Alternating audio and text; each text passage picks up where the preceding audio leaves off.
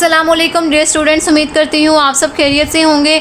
आज की जो वीडियो है वो डार्क रिएक्शंस के बारे में है। इससे पहले मैंने आप लोगों के साथ लाइट रिएक्शन और उसकी सारी केमियोस्मोसिस तक वीडियो शेयर की थी। उसको स्टूडेंट्स ने काफ़ी लाइक किया, उनको चैप्टर अच्छा लगने लग गया। मुझसे पढ़ने के बाद मैंने आप लोगों को बताया कि किस तरह से आप लोगों ने चैप्टर को प्रिपेयर करना है। आपको हर चीज़ रट्टा लगाने की ज़रूरत नहीं होती, कुछ चीज़ें आपने समझ के पढ़नी होती हैं। इसके अलावा मुझे एक सवाल ये आया था कि हम इसकी डायग्राम्स करें चैप्टर की, तो इसकी डायग्राम्स बहुत ज़्यादा इंपॉर्टेंट है। आपने इसकी डायग्राम पे बहुत ज़्यादा फोकस करना है। अगर आपके इसकी डायग्राम को 100% पेपर में ठीक बना के आते हैं और अंदर अगर आपकी थ्योरी में कोई प्रॉब्लम हो भी गया तो एग्जामिनर आपको फुल मार्क्स इजीली दे देगा, क्योंकि थ्योरी आपकी बैठ के कोई भी नहीं पढ़ रहा होता वहाँ पे। ठीक है, आपने खुद एग्जामिनर के लिए आसानियाँ पैदा करके आनी है, आपको इजीली मार्क्स इसके मिल जाएंगे। हम अपनी वीडियो स्टार्ट करते हैं। वीडियो थोड़ी सी लेंथी ज़रूर होगी, लेकिन आप लोगों को ये लेक्चर सुनने के बाद इंशाअल्लाह ये टॉपिक प्रिपेयर हो जाएगा और बार बार रट्टा लगाने की भी ज़रूरत नहीं पड़ेगी। इसमें जो डार्क रिएक्शन है, डार्क रिएक्शन में आप लोगों ने सबसे पहले 3 बातें याद करनी है: carbon fixation, reduction and synthesis of sugar. जो पॉइंट्स मैं आप लोगों को बताऊंगी उसको नोट डाउन करते जाएं या बुक सामने रख लें, उसको देख के पढ़ते रहें। आपको जो है मैं बार बार अगर रिपीट करूँगी तो वीडियो बहुत ज़्यादा लेंथी हो जाएगी। ठीक है, तो 3 पॉइंट्स आप लोगों ने इसके पहले याद कर लेने हैं। उसके बाद आपने याद करना है कि स्ट्रोमा ऑफ द क्लोरोप्लास्ट में रिएक्शन हो रहा होता है। मैंने आप लोगों को पहले भी बताया था जब मैंने आप लोगों को लाइट रिएक्शंस पढ़ाए थे। उसके अलावा इन रिएक्शंस को लाइट की ज़रूरत नहीं होती। इनके नाम से जाहिर है कि लाइट इंडिपेंडेंट रिएक्शन है। ये लाइट की प्रेजेंस में भी होंगे, लाइट की एब्सेंस में भी होंगे। इनको जो ज़रूरत है अपना साइकिल रन करने के लिए, वो इनको ज़रूरत है लाइट रिएक्शंस के प्रोडक्ट्स की। वो क्या होते हैं हमारे पास? ATP and NADPH। जब हमारे पास ये 2 प्रोडक्ट्स अवेलेबल होंगे तो ये वाला रिएक्शन ऑटोमेटिक चल पड़ेगा। उसके बाद इस रिएक्शन से जो एनर्जी प्रोड्यूस होगी वो हमारे पास कार्बोहाइड्रेट की फॉर्म में आएगी। और उसके बाद हमारे पास ये रिएक्शन आएगा, इसका जो हम एंड पे डिस्कस करेंगे जब हम पूरा साइकिल पढ़ लेंगे। इसने लिखा हुआ कि मेल्विन केल्विन ने इसको डिस्कवर किया था। उसके बाद जब आप लोगों को लॉन्ग क्वेश्चन आए तो सबसे पहले आपने इसकी डेफिनेशन लिखनी है। डेफिनेशन में भी यही बात लिखी है। सबसे पहली बात कि आपको पता है कि साइक्लिक रिएक्शन है, साइकिल में चलता है, तो cyclic series of reaction catalysed by enzymes. हर रिएक्शन को चलाने के लिए उसमें एक एंजाइम ने एक्ट करना होता है। तो cyclic series of reaction catalysed bye enzyme by which carbon is fixed and reduced. मैंने आप लोगों को 3 बातें बताई: fixation, reduction and synthesis, resulting in the synthesis of sugar during dark reaction of photosynthesis called Calvin cycle. तो ये इसकी definition हो गई। अब हम स्टार्ट करते हैं इसके तीनों फेजेस को। तो सबसे पहले हमारे पास आता है फेज़ 1। फेज़ 1 में है कार्बन फिक्सेशन। कार्बन फिक्सेशन का क्या मतलब है? कार्बन फिक्सेशन का मतलब है initial incorporation of carbon dioxide into organic material. मतलब किसी भी कार्बन डाइऑक्साइड को अगर हम ऑर्गेनिक मटेरियल के साथ मिक्स कर देंगे, that is called carbon fixation.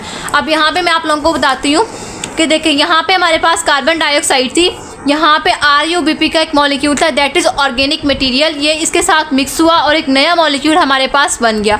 इसका मतलब हमने इस कार्बन डाइऑक्साइड, जो हमारे पास फ्रीली कार्बन डाइऑक्साइड पड़ी हुई थी, इसको हमने फिक्स कर दिया है। ठीक है, उसके बाद वो हमें ये कह रहा है कि we are following 3 molecules of carbon dioxide through the reaction because 3 molecules of carbon dioxide are required to produce 1 molecule of carbohydrate or triose।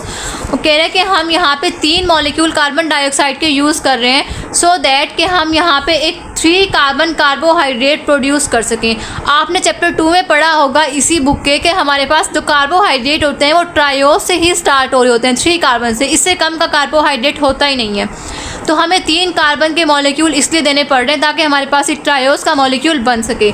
Kelvin cycle begins when a molecule of carbon dioxide react with highly reactive phosphorylated 5 carbon sugar ribulose bisphosphate।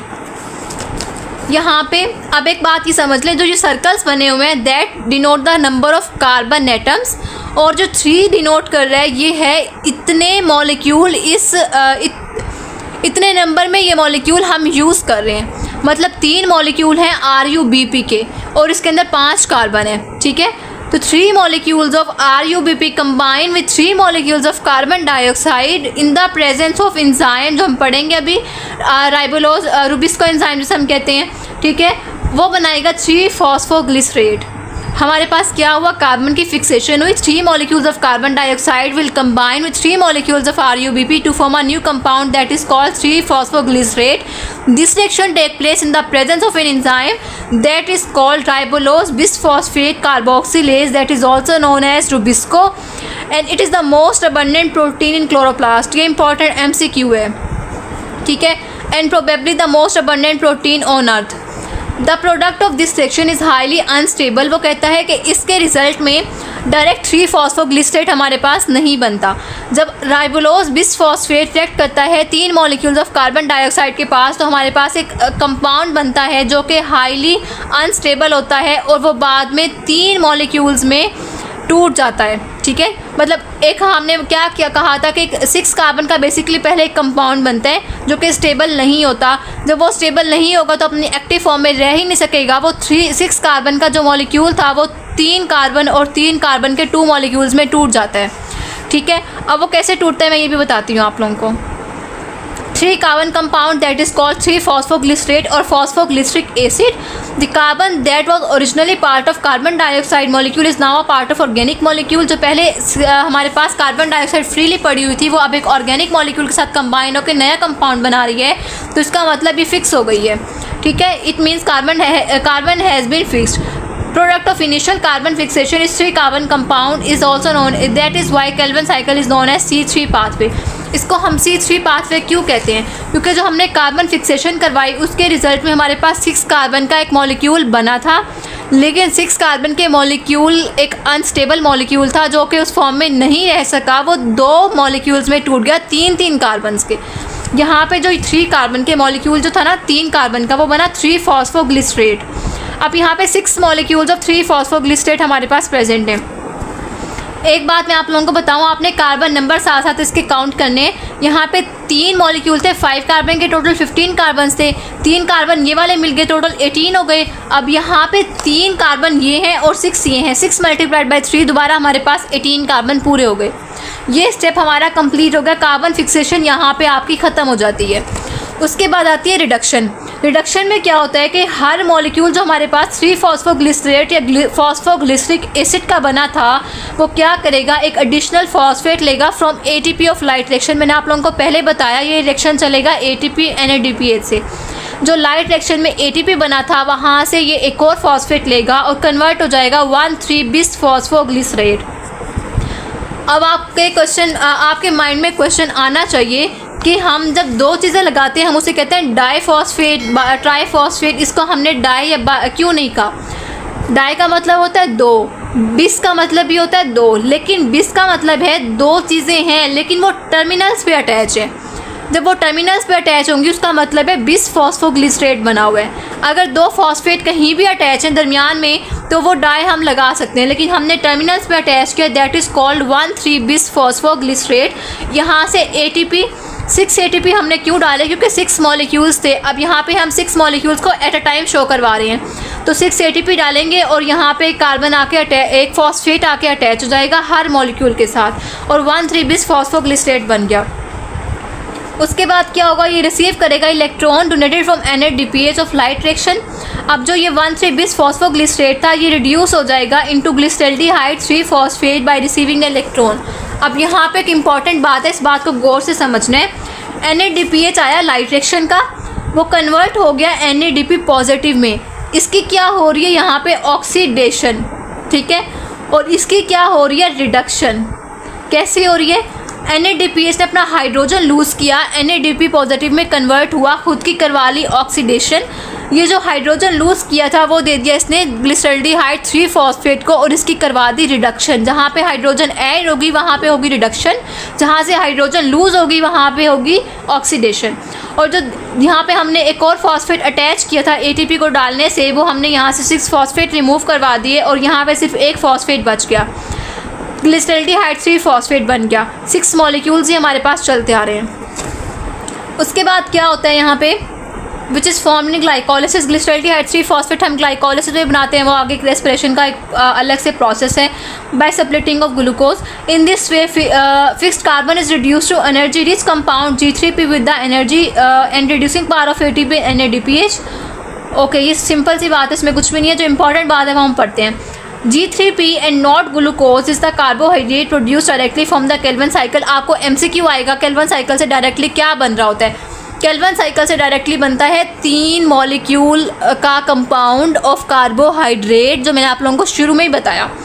और वो क्या है हमारे पास G3P glyceraldehyde 3 phosphate. आप chapter number 2 में monosaccharides की diagrams है कि उसमें डाईहाइड्रोक्सीसिडोन फॉस्फेट और ग्लिसरल्डिहाइड 3 फॉस्फेट आपको दिए गए हैं। तो ग्लिसरल्डिहाइड 3 फॉस्फेट हमारे पास इसमें बन रहा है। यहाँ पे वो कह रहा है कि G3P का मॉलिक्यूल बन रहा है, ग्लूकोज का मॉलिक्यूल नहीं बन रहा।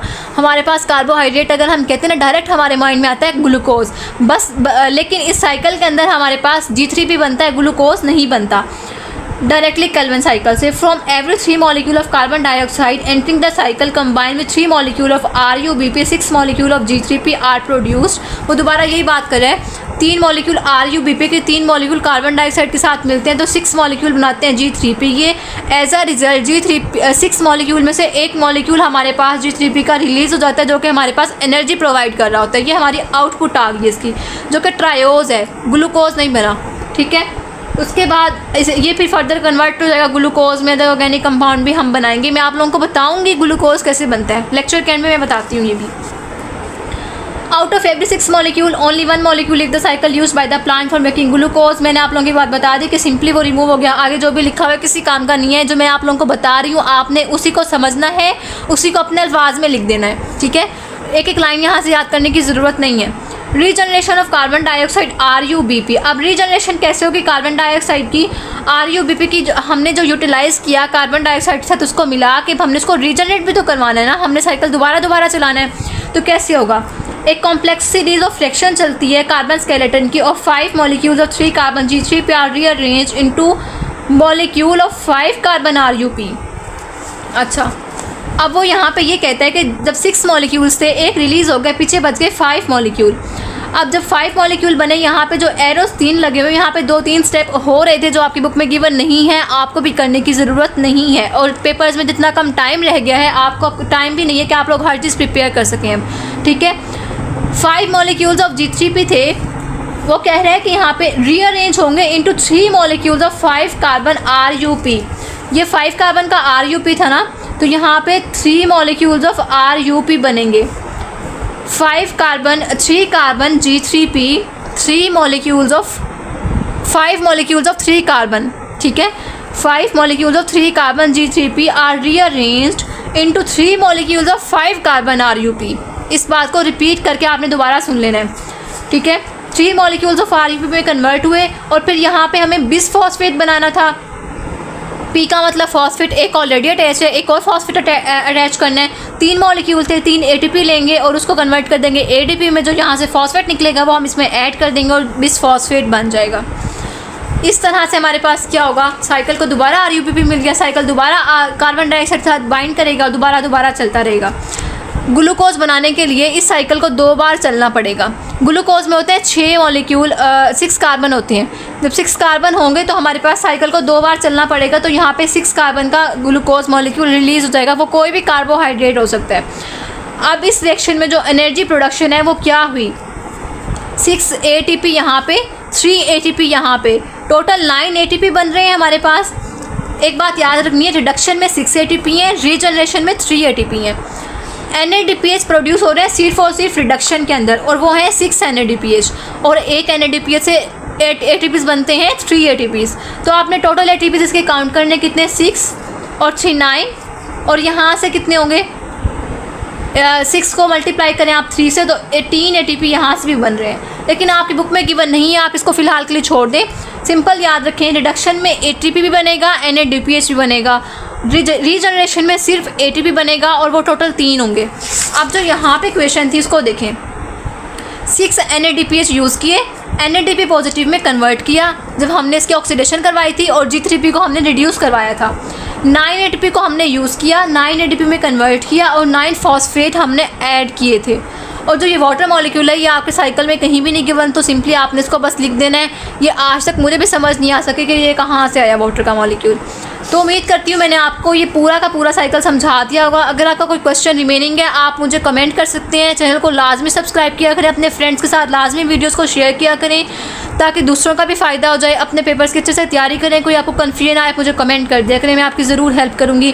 मुझसे आप इंस्टाग्राम पे भी कांटेक्ट कर सकते हैं, मैं वहाँ भी आपको रिप्लाई करूँगी। लेकिन आपने वहाँ प्लीज़ मुझे डायरेक्टली अपना मैसेज डिलीवर करना है कि हमें जो कन्फ्यूजन आ रही है, हेलो हाय का मैं आंसर आपको नहीं करूँगी, ठीक है। तो अपना बहुत सारा ख्याल रखिएगा। नेक्स्ट वीडियो में आपसे मुलाकात होगी। अल्लाह हाफिज़।